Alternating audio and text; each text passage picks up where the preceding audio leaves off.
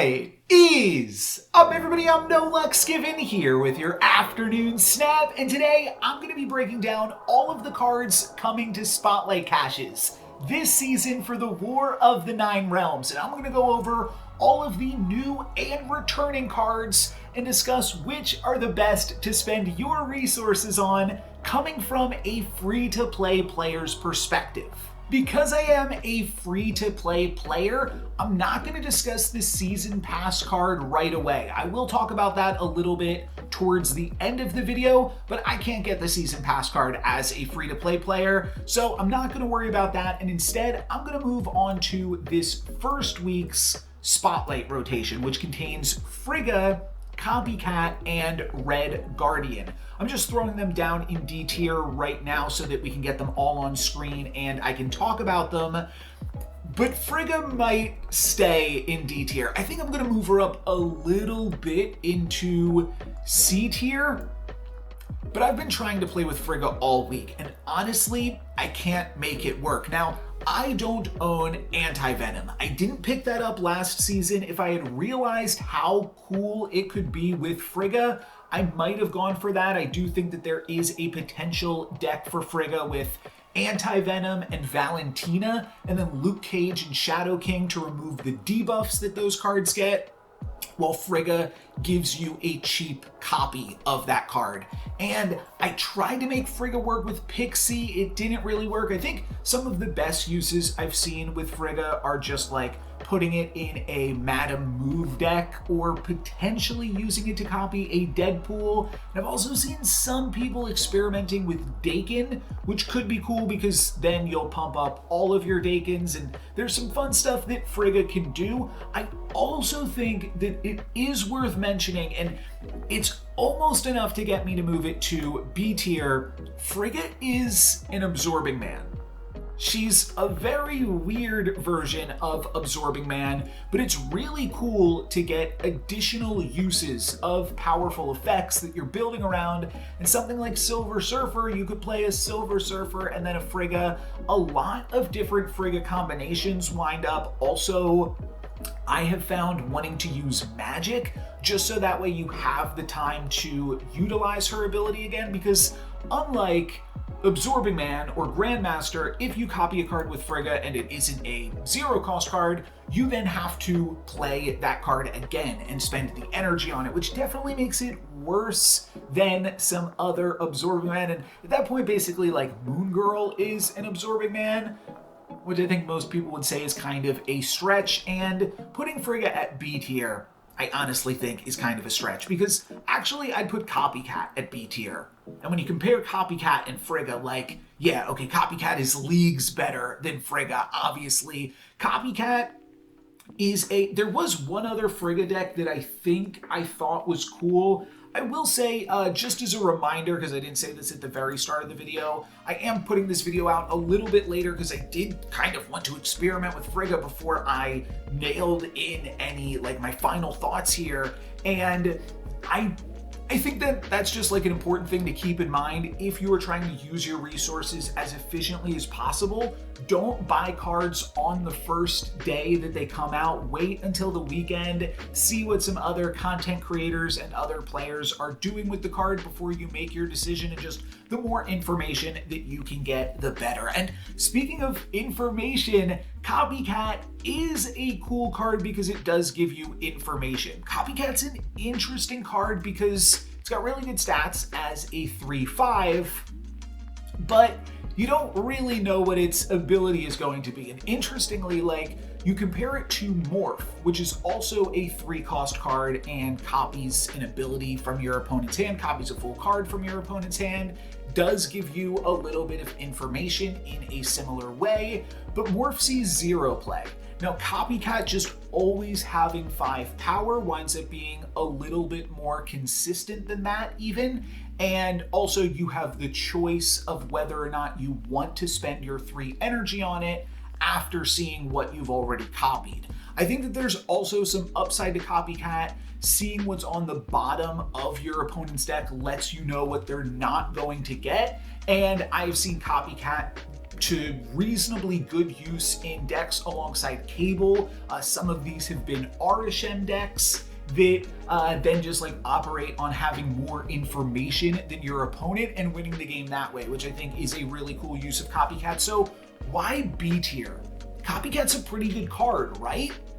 And I would say yes, Copycat is a very good card. Part of the reason that I opened up for Frigga was because I also wanted to open up for Copycat, and I said in a video earlier this week, Copycat was one of the best cards in Marvel Snap that I did not own.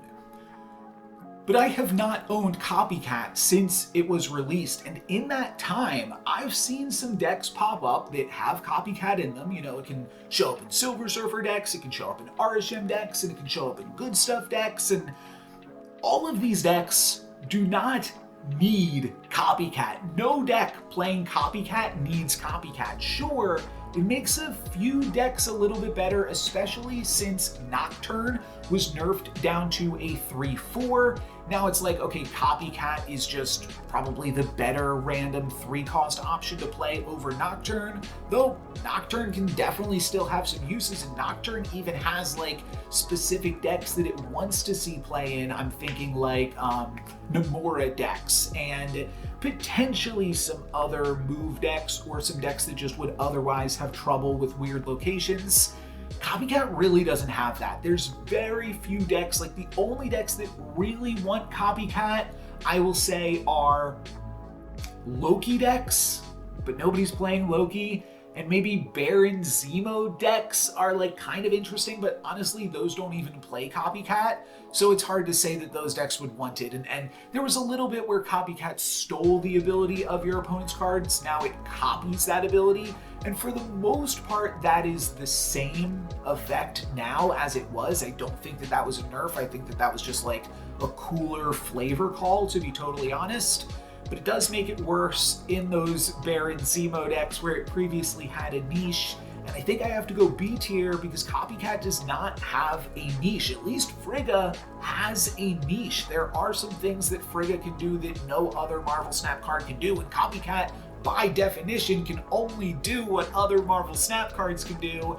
Even though it is really powerful, I think I have to put it at B tier. It is notably much more powerful. Like, there's certain decks that Copycat is just really good against, and I will note that like the Scar deck that is seeing play because of the Season Pass card, like what do you want to do? Copycat a Cull Obsidian or an Atuma or what's the other one? A Crossbones? Like all of those things, all of these 4/10s with drawbacks are just horrible. Typhoid Mary, horrible cards to Copycat. So that definitely makes it go down in stock a little bit, but that's a little bit of a metagame thing. And another really good card here is going to try to have like a clean transition, because this card, metagame wise, is really good. Red Guardian. And I'm going to put Red Guardian at A tier. I will say, Red Guardian, not quite a build-around card. Sure, it will pump your Ajax, and you could play it in like an Affliction deck. I've seen it in high Evo Afflictions. Really though, this is a tech card. This is kind of a meta card, depending on like there's certain things that it is really good against, and I'll name some of those in just a moment. But there isn't, so I had this thought a little bit ago, and I was trying to remember if Red Guardian was the card that initially made me feel this way, and I think it might have been. I'll get out the thought now. Any card that can disrupt your opponent is a good card to have in your Marvel Snap collection, regardless of where you are at collection-wise. Cards that can disrupt are, especially, I mean, some cards that can disrupt are not as powerful as others, but just being able to interact with your opponent who is trying to do some crazy off-the-wall things, I think is just really good and a really good use of your resources. More importantly, I'll bring up some things that Red Guardian can like just totally stop in its tracks if I can think of how many that I can name off the top of my head. There is Dracula, that is the absolute best one. There is also some different things like, oh, I'm just realizing it can disrupt Echo, right? Oh, that's kind of interesting. So the reason that Dracula, though, is so interesting, and I will also bring up in that same category, is Hope Summers. That one's a little bit tricky, kind of want to have priority there, and it might not work because people play other cards in the same location as Hope, and she's got 4 power, but those are cards that are otherwise really tricky to interact with because they aren't on reveal and they aren't ongoing abilities. And Red Guardian just gives you a way to answer these cards that other things wouldn't be able to answer. It's one of the few answers in the game to activate abilities. I've used Red Guardian to disrupt a few Black Swans recently. And that's an amazing feeling. You can also use Red Guardian, like just timing wise, if you use it on an activate card the same turn that they activate it. If you have priority, that will cancel the activation. So you can use that to stop an Aranya. And if your opponent was like really banking on that Aranya move, like they were playing a card after activating Aranya and then using like Ghost Spider to move it again, you might have just like totally disrupted their entire turn in a really fun way. Could also get something like Dagger or Human Torch, make those abilities unable to activate. Another really low power card is Madam Web, which is really popular right now. I could go on and just name like every single card in Marvel Snap because I've Red Guardianed a bunch of them and it feels really good being able to disrupt the key pieces of your opponent's deck for just 3 energy. I definitely recommend picking up Red Guardian. It seems innocuous. Honestly, I could even see pumping it up to S tier though, just to drive home the fact that like any cards that are interacting with your opponent, I think are just really worth the keys and just your resources. Now, if you don't really care for Copycat and Frigga, it's not going to be that great of a week, but I think that Frigga has some really interesting upside there. I mentioned anti-venom. I don't know what wild things are going to come in the future, like in future months. And I do really like, so there's like a few different categories of cards. I really like recommending cards that allow you to build around them with brand new decks. And Frigga is kind of that. I also really like recommending anything that seems like an absorbing man. Frigga is also kind of that. So when you combine both of those things, I do think Frigga has a lot of potential, even if it doesn't seem like it's an immediate purchase right this second. So there is my pitch for Frigga and my self-defense of why I purchased it myself. Next month, we have Malekith. Let's throw the Malekith spotlight rotation on the screen. We've got Malekith, Thena, and Valentina. So Malekith says on reveal, add a 1, 2, or 3 cost card from your deck here, and it reveals at the end of the game. I think the best way to think of Malekith is like a reverse Jubilee, or maybe just exactly a Jubilee. It is a Jubilee, but instead of being able to hit something big like the Infinite or Giganto or whatever crazy big thing that Jubilee can hit, potentially a combo piece, something like that. Instead of that, it's always going to hit something small, but it has 5 more power to compensate for that. A 4/6, not too shabby.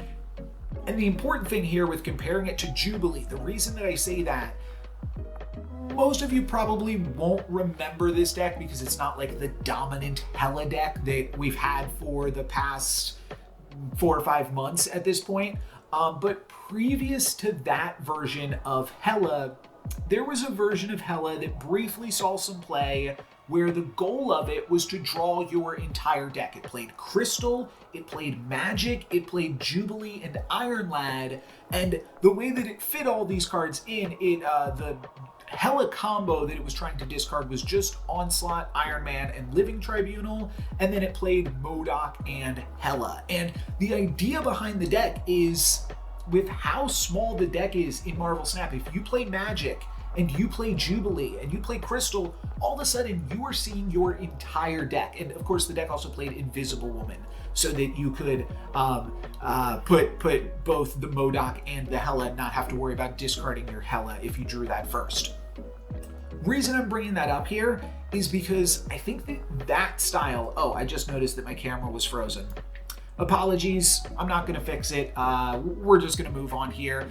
But the reason that I bring up that type of Jubilee deck is Malekith kind of gets me excited to just only play a few, or only maybe play one target. Like imagine a Malekith deck that is always hitting your, oh, now I'm blanking on the name of it. The 2/2 starts with an H and gives everything -1. I know it's not, the camera going off definitely messed with me, but the Ajax card that gives everything -1 power. I think that playing Malekith with something like that, and then that card reveals at the end of the game, that's when you want that card to reveal. Oh, what is that card called? That's gonna bother me now. I'm gonna load up my phone and see if I can't figure that out in the meantime. But playing like just that, maybe one or two other cheap cards, and then effectively giving yourself an 11 card Marvel Snap deck is a really powerful ability. You could also use it, you couldn't really use it with Magic specifically, that's not a combo, or Crystal. So some of those other cards that I mentioned don't quite work out exactly the same with Malekith. But I do think that is a cool idea, and I think that the main way that a lot of people are mostly going to use this card is just with Silver Surfer. There are some awkward parts in Silver Surfer, like say you grab something that isn't Silver Surfer. Let's say you grab your Sebastian Shaw or your Brood. Well, then you're in a scenario where that card is revealing after your Silver Surfer that you play on the final turn, but I think that that might still be okay because a Silver Surfer deck is by definition like a deck built around one singular card, right? And Malekith might draw you the Silver Surfer, it might high roll you, and then you get to flip over Silver Surfer at the end of the game. That is really sweet. Or it just draws you anything. And just drawing you anything, giving you an 11 card deck, makes it more likely that you're going to be able to find other Silver Surfers, which is obviously really cool. And the name of the card, I'm sure everyone has already said it, it's Hazmat. I couldn't remember, I was like mind flooded. I knew it wasn't Havoc, but I've got Havoc right in front of me here because that's coming up in Spotlight Caches at the end of the month. Havoc, no, Hazmat. Oh my gosh, I did it again. Hazmat could be a cool card to put under Malekith. I think that the best home for Malekith though is probably Silver Surfer. Another thing that makes it really strong with Silver Surfer is that you are going to be running a lot of threes in that deck. Like I think that a Silver Surfer deck with Malekith might be only running threes, so that you're playing like threes and then Malekith, probably Absorbing Man, and potentially Gwenpool, and then Serra at the top of the curve, at which point you are always hitting a 3-cost card. And if you can always hit a good 3-cost card with Malekith, then you're just getting a lot of value for energy. So I think that that makes this card quite good. It's definitely better than Frigga. Is that enough to get it into B tier? The thing is, I think no. Unless I could come up with something else better, and maybe there is some wacky combo deck that you could make use of with Malekith. You could like play it into Wong in some weird scenario. I don't think that that's great though. But I don't think that it's really inspiring new decks. I might be wrong. There might be another really good... I can't imagine though that there's a better home for this card than Silver Surfer, really. And when you look at Silver Surfer, there's already 16 great cards that any given Silver Surfer deck would be happy to play. So I don't think you need it. And It's not going to be as versatile as something like Copycat while not really providing any new archetypes here. Next up, we have Thena returning to Spotlight Caches alongside Malekith, and Thena is actually just one of the best cards in the game.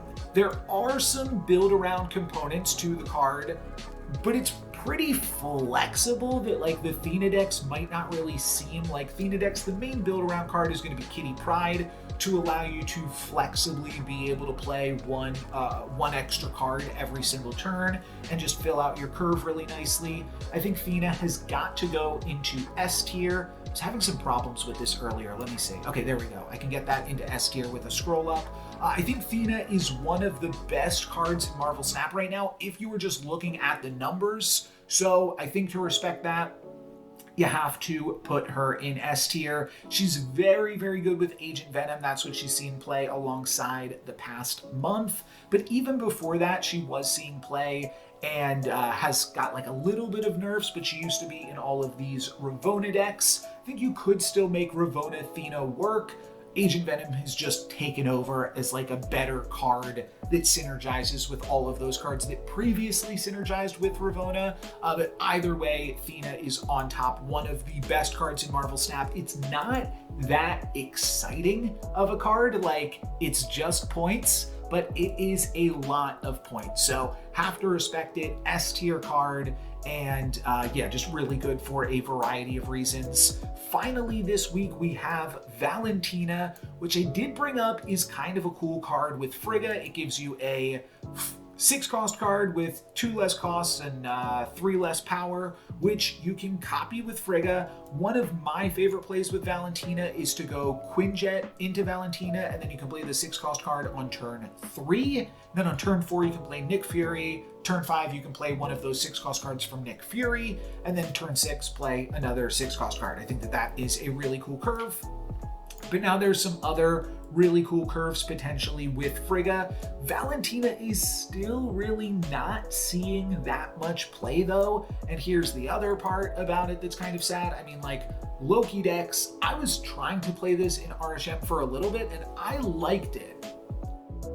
Especially alongside Shadow King. I think that because that deck wants to play Shadow King anyways, but traditional Loki decks really are not seeing that much play, and it's just hard for it to compete in RSM decks. I really like playing Nick Fury in those decks instead, just for a little bit more variety of options, and there's some things that when you get them with Thena, they just feel like a lot worse, though we'll say, like the buff to Agatha was a buff to Valentina. I think you just have to see that nobody is really playing Valentina right now. Again, like, maybe there is a cool Frigga deck, so I don't know if I fully fleshed this deck out, but it's Frigga, Valentina, Anti-Venom, Luke Cage, Shadow King, and then you probably play like some Affliction cards because you're playing Luke Cage. You probably play the pair of Man-Thing and US Agent. You probably play Ajax at that point as well. Maybe like, what's the 5/8 Spider Woman? You probably play Spider Woman in that deck too, just because you want some other big cards to hit with your Anti-Venom. And I don't know that anybody is really playing that deck, but it seems like it could be interesting to me.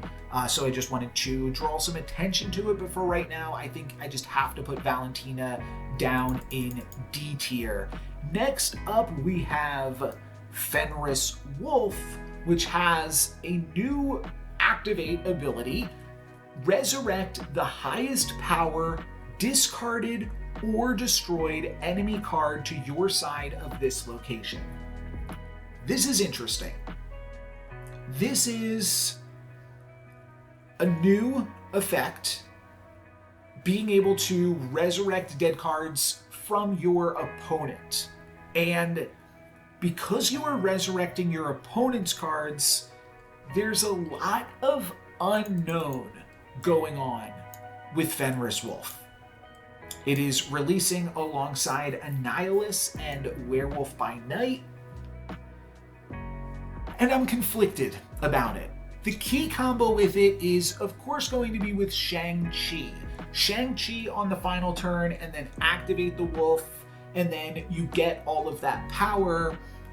Part of that worries me, though, because Shang-Chi is good because it's not good because your opponent doesn't see it coming necessarily, because a lot of people know that Shang-Chi is really good, but it also is like kind of good for the surprise factor, and there is a really good way to play around specifically Shang-Chi Fenris Wolf, which is to play your big card to the Fenris Wolf location.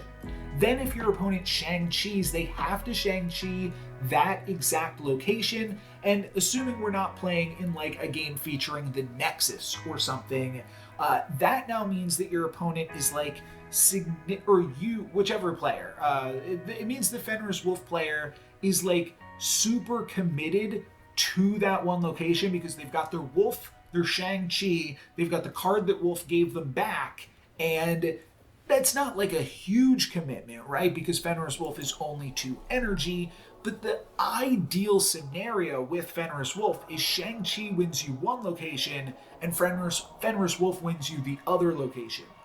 As an activate card, that's not really possible because your opponent will always play their Shang-Chi-able cards into the Wolf location, so it kind of is like win more in that capacity.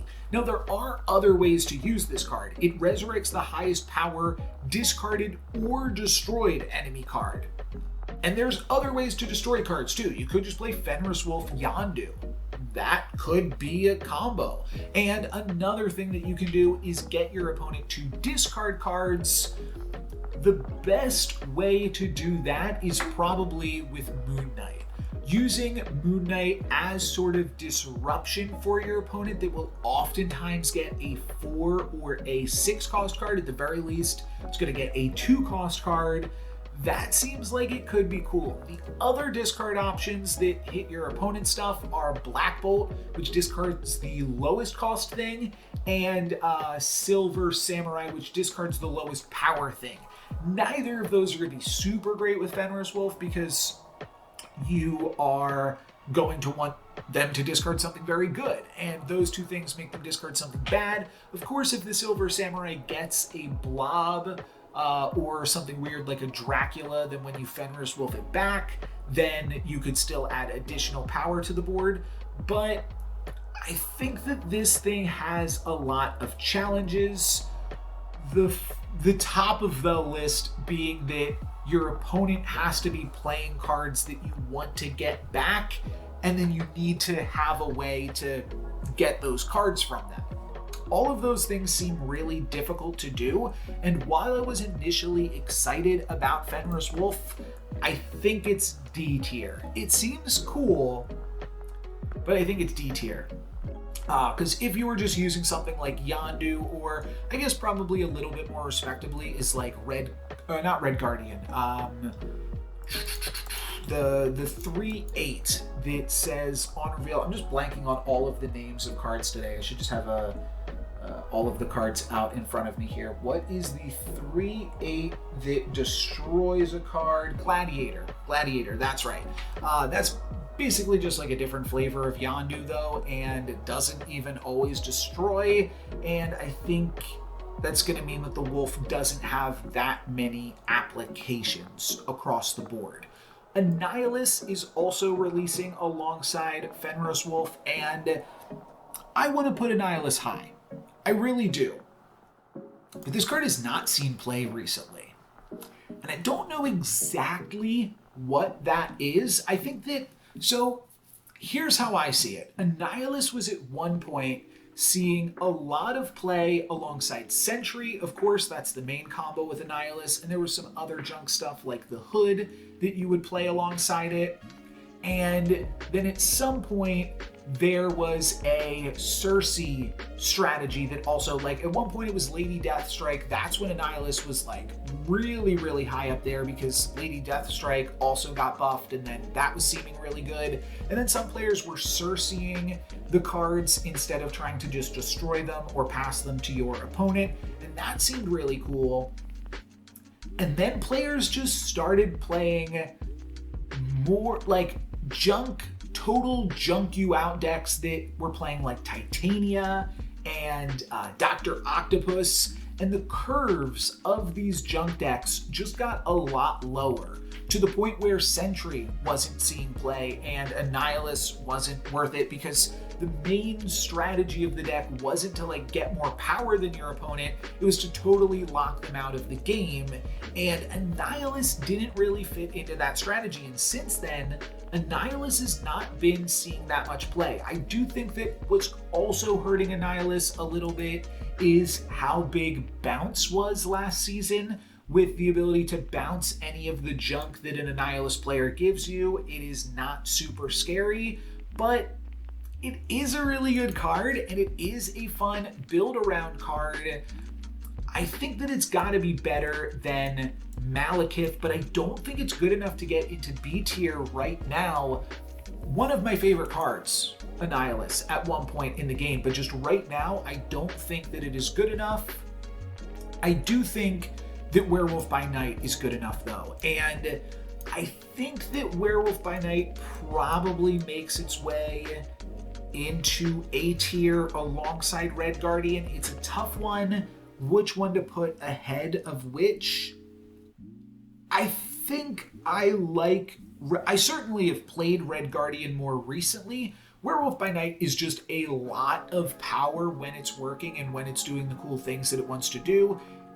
I will say, Werewolf by Night really good in bounce, but not in many bounce lists that we've seen a lot of players now choosing to just run the like the classic card. Wow, I'm blanking on the name of, I swear I know the names of Marvel Snap cards, but just today I don't. Bishop. A lot of players are now going like Bishop, Hitmonkey, and Sage in these bounce decks, with Hitmonkey, Hitmonkey has synergy with Black Swan. Sage has some synergy because if you bounce it, then you can replay it and get a whole bunch more power.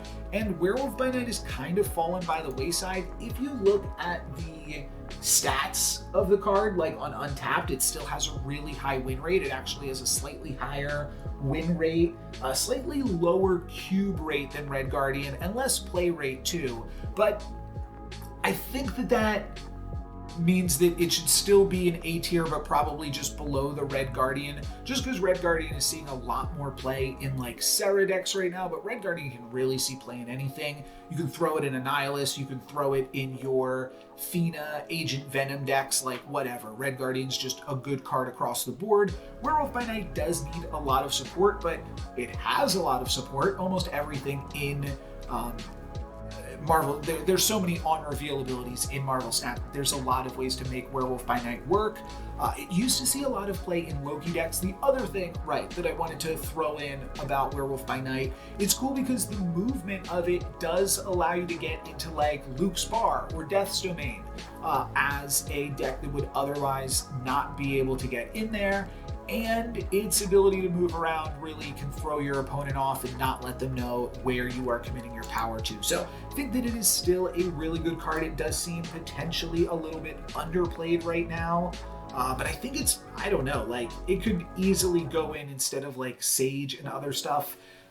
Maybe the lack of variety of decks that it fits into could put it into B tier, because like Copycat can go in so many more decks, but Werewolf by Night is like a little bit more unique in the decks that it wants to go in. So I think I'm going to keep Werewolf by Night in A tier.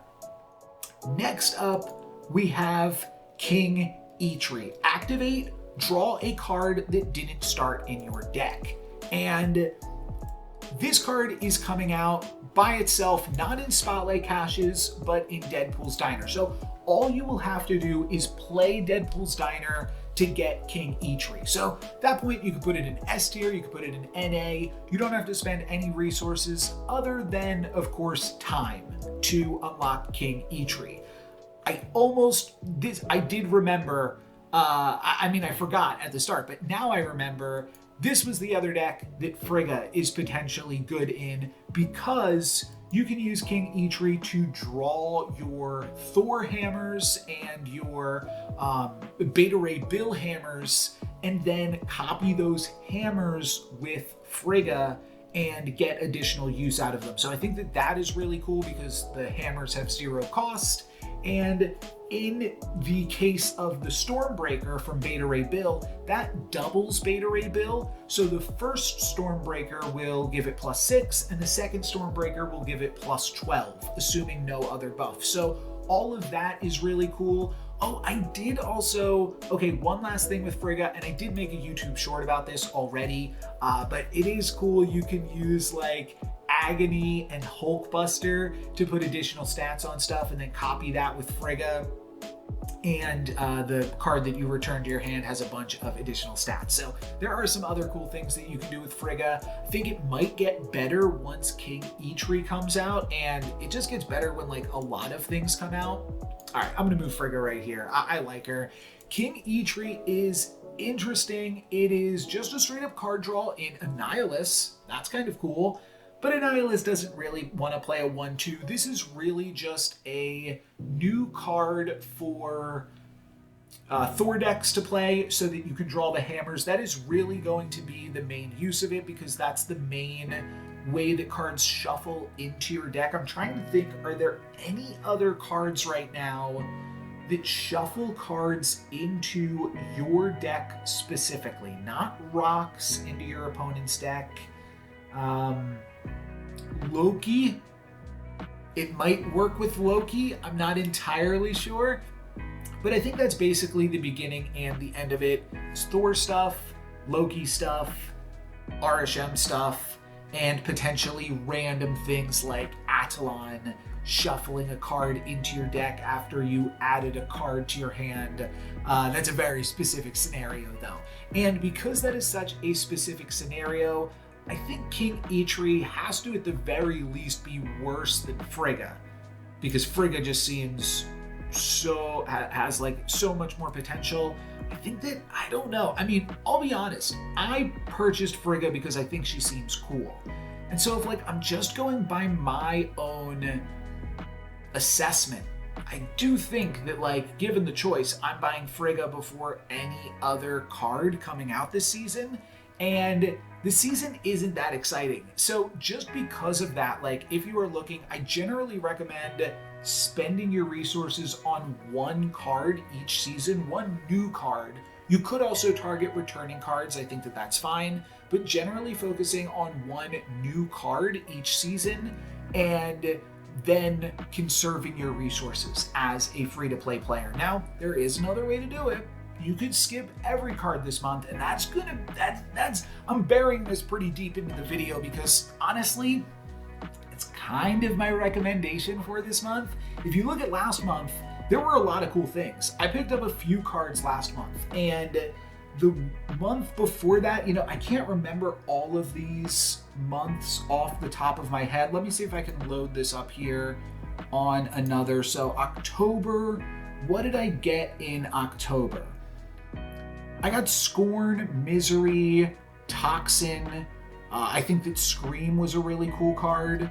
So there were a lot of cool pickups, I think, in October. And then if I take a look at September, do I still have that loaded up here? Yeah, what did I get in September? September had Madam Web, it had Wiccan, it had Speed and Hulkling, which I didn't get. Scarlet Spider, I thought that was maybe going to be a cool one. Basically though, like, the more you skip, and this kind of stinks, but the more cards that you skip, the more freedom you will have in months where there's a lot of cool cards. And my overall verdict for November is it's kind of a skip. I think that there's some cool stuff with Frigga. I think that that is the coolest card coming out this month, and I'm not done yet. We still have one more week of Spotlight caches to look at, but I'm just kind of getting ahead of that I think that potentially this is a month worth skipping so that you can save your resources for future months. I don't know what's coming out in future months. I don't really look at the data mines just because that will overload me and a lot of the cards wind up changing anyways, so I feel like it's not super important. Maybe I will start to do that because something like Frigga, I might have picked up a anti-Venom had I known about Frigga, but King Eitri, you're gonna get it for free, so let that be like, even if you buy nothing this month, you still get King Eitri, and you can still get like some, say there's a week where you don't have any of the returning cards. Sure, open up some spotlight caches, that's a great use of your resources, but otherwise, maybe be a little bit stingy and save for some stuff in the future. And to round out this month, we've got Gorr the God Butcher, Legion, and Havoc. And I'll just tell you, I'm throwing Havoc right here, throwing Legion right here, and I'll talk about that in a moment. Where's Gorr gonna go? So Gorr has ongoing +2 power for each on-reveal card in play. Just discussed with Werewolf by Night, there are a lot of on-reveal cards in Marvel Snap, and Gorr has some really interesting upside with cards like Anti-Venom, which actually pumps up Gorr. Gorr is only the 3rd card in Marvel Snap that is not a goblin that has negative power. The other 2 being the Hood and Mr. Negative. It's the only other card below 0 power. So this ability is really good. Notably, it counts your opponent's cards as well. That is where it's getting a lot of the power from. If it's only counting your own cards and you played a bunch of on-reveal cards, then it would be getting like +16 if you were able to play all of your other 15 cards, or not your other 15 cards. You draw 9 cards throughout the game in Marvel Snap. So if your 9 cards include Gorr and 8 on-reveal cards, all of which are in play, then Gorr is going to be a +16 with that. And that's not even to mention like Sentry, which is an on-reveal card that generates an on-reveal card, or Hawkeye Kate Bishop, which is an on-reveal card that generates so three of the arrows are on reveal, and the acid arrow counts. That's the important thing, because you send that arrow to the other side and it still has on reveal on your opponent's side. So Kate Bishop, Sentry, I think that both of those are cool places to start. Wiccan has an on reveal ability. Arnhem Zola has an on reveal ability, and a few of these things here that I'm naming, like Anti-Venom, which is an on reveal ability, but they're good cards with Anti-Venom. That's actually what I meant to say there. So they are also, so there's kind of, I think, potential for a new build of the Mr. Negative, which I also just named. Sorry, thinking about all of the names of all of these cards while also playing different games. I've just been playing too much Bazaar recently, but all of these are potentially, like, they're on reveal cards that also could synergize with Gorr in interesting ways. And I think that this is going to be, I think that a lot of players are sleeping on it because it's a 6-cost card.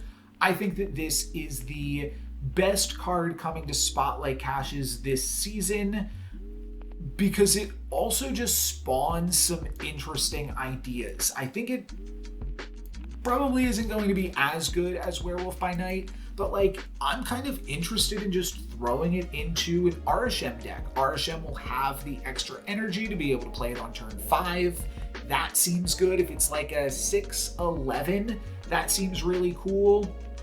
And you can pump it up and make an additional copy of it with Arnhem Zola. I think that seems really exciting. The fact that it copies on your, or also gets a bonus on your opponent's on reveal abilities, makes it a little bit tough to evaluate, right? It's going to be a little bit metagame dependent if you were playing up against a Silver Surfer deck or a tech deck of some sort, or Even just like an Arsham deck, there's a lot of decks where it's going to be very good. It is bad against the Season Pass deck with Scar, so there are some downsides to it. I think it's going to be really good, though.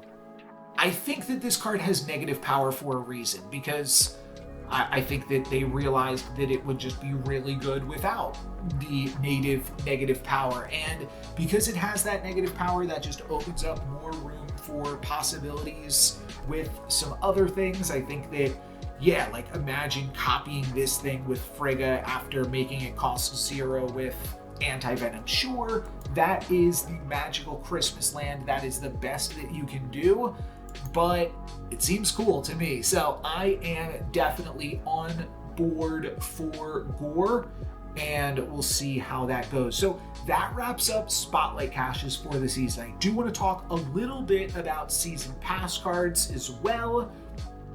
And to kick off the Season Pass discussion, I actually want to talk about Agent Venom first, because Agent Venom is now available to free-to-play players for the first time. So you might be, as a free-to-play player, interested in spending tokens on Agent Venom. And so I just kind of want to do like a little bit of Agent Venom in review. Oh, I'm sorry, wait, I did not talk too much about Havoc or Legion. Let's talk about those first. So Havoc, cool card, saw some play with Ravonna, really doesn't see that much play elsewhere, does get pumped up by Agent Venom because it's a 0 power card. Despite that, really did not see any play last month. Making you lose energy, just too much of a cost. At the same time, we have Legion, which I'm not sure should actually be an S tier. Here's the thing, Legion is a card unlike no other. It can just win games of Marvel Snap. It is super, super powerful. It is really the best in RSM because you have the extra energy to be able to afford to play a Haymaker like this, but it could also be a cool Haymaker in like an anti-Venom deck or something like that.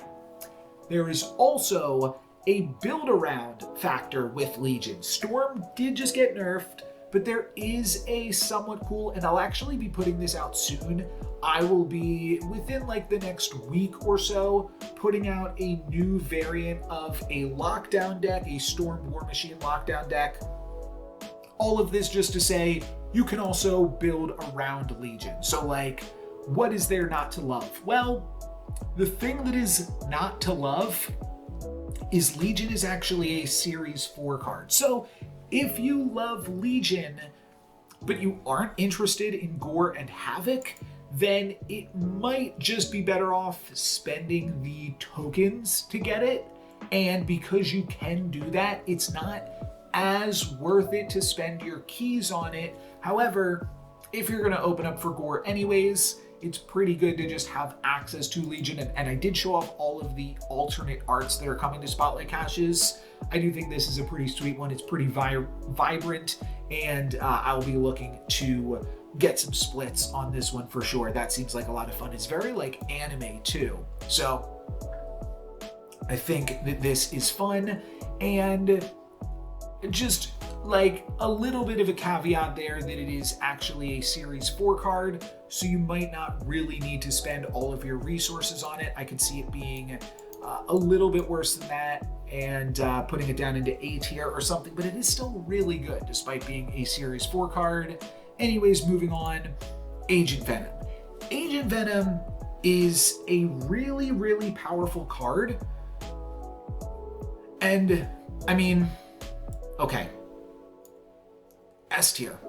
It's one of the best cards in the game right now for a variety of reasons.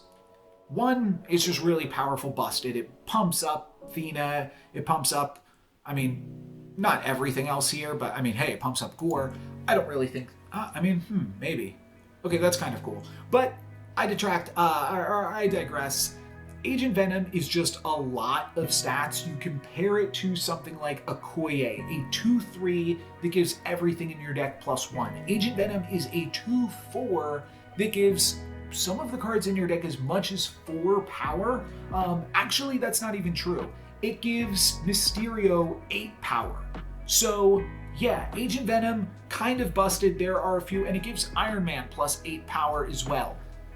And then to that extent, it also gives Mystique that much power. There are a few strategies that were using Agent Venom last season, one of which is the Iron Man deck. I was calling it Stompy, but it's Agent Venom. It is, Mysterio was in there too, I believe. But it's mainly like Iron Man, Mystique is what I meant to say, and then also Claw, Cosmo, and then just a bunch of cards that get pumped up by Agent Venom, and just a really good rate. And those decks would also play Bast as well, so that if you drew some of those cards in your opening hand or just don't draw Agent Venom, you basically have 2 different ways to pump everything. But that deck alone is not enough to make Agent Venom S tier. What makes Agent Venom S tier is that it just made every deck better. Like, okay, maybe you don't have to play Agent Venom in Destroy, but you could. You could pump up your Deadpools with it, just cut Death, and then play Agent Venom Destroy, and then all of a sudden your Deadpool is a 1/4 to start off. We've seen Bast in Destroy decks in the past, but also Agent Venom I've seen in Patriot decks. I've seen it in Bounce decks. Of course, that was one of the big ones with a bunch of on-reveal cards that get additional power. Agent Venom just kind of kickstarts those. I think Agent Venom is really, really good. If you haven't already been playing with it, like if you found something that worked for you last season without having access to Agent Venom, then I think you could probably continue to just play that, and you don't necessarily need to spend the Spotlight tokens on Agent Venom. But if you do, I'm going to put an asterisk here. Because the whole question is, should you spend Spotlight tokens on Agent Venom to get it right now, or should you wait and just pick up this card in Spotlight caches? Or do you not even, like, that would be like here, pick it up as soon as it's in Spotlight caches. Here would be like, probably pick it up in Spotlight caches. And then here is like, pick it up in Spotlight caches if it comes out alongside like another cool card, and then this is just like totally avoid it, don't even worry about it. You might want the card sooner rather than later, just because it feels so busted that they're going to like nerf it. A lot of players have been saying that. They probably won't nerf it right away.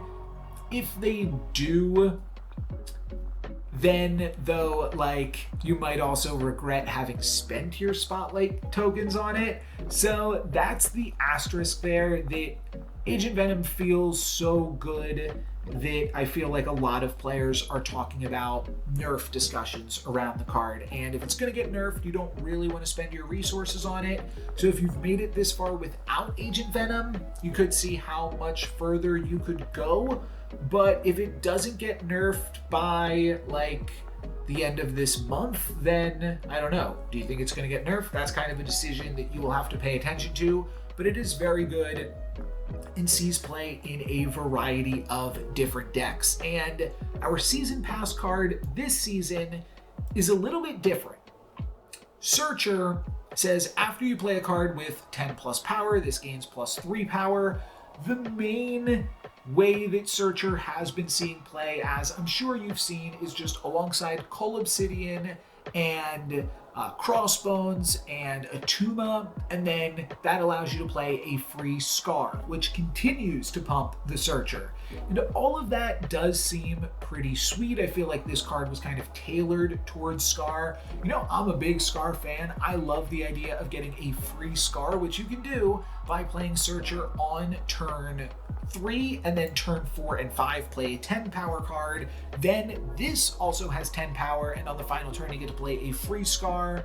Oftentimes what you wind up seeing is a 2-cost Scar alongside another 4/10, both of which will pump up the Searcher. All of that is really cool. Searcher will not see really much play outside of that. So it is kind of specific, but it is also making a brand new deck have a lot more power, because typically that deck struggled to play a 4 power card or a 10 power card on turn 3 without Zabu. Now it can use turn 1 Zabu as well for like the really insane high rolls. I'll check in later next month and really see how we're feeling about Searcher then, because for free-to-play players, this is really just a discussion piece. I will say, though, that there is an interesting metagame aspect to Searcher in that a lot of players have been cutting down on Shang-Chi recently because bounce decks, you couldn't really Shang-Chi, the Legion lockdown decks, you couldn't Shang-Chi, and then all of these other decks like Madame Move are playing Cosmo and Eliath, to the point where Shang-Chi was really pushed out of the metagame. You look at like the Serra decks, and there were actually Scar decks last season that were doing well at the very end just because so many people were playing Serra without Shang-Chi. And now I think the metagame will kind of correct itself. I do think these Searcher decks can run Cosmo and they can run Armor, so they do have some ways to protect around Shang-Chi, but I think that the metagame will also just correct itself by including a little bit more Shang-Chi to deal with this in a way that could push these out. But I do think that Searcher's strong, and do I want to put it here? I feel it's tough to know, because like, is it seeing a lot of play because it's good, or is it seeing a lot of play because it's a brand new thing? I think that this is a fair place to put it. I think that it's probably worse than Gorr, and I do think I like this overall breakdown. Gorr, Frigga, Malekith, and Fenris Wolf. Apologies if I'm God butchering any of these names, but for today, I think that is enough information on all of these new cards, and hopefully that can help you make some decisions and spend your resources as efficiently as possible. That is going to be it for me today. Thank you guys very much for watching. I'm NoLucksGiven. Peace.